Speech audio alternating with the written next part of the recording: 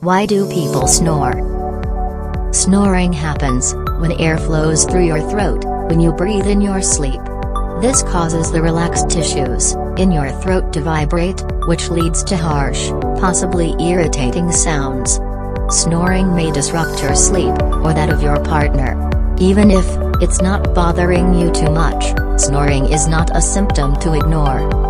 In fact, snoring may indicate a serious health condition, such as obstructive sleep apnea, OSA, or blocked airways, obesity, an issue with the structure of your mouth, nose, or throat, sleep deprivation.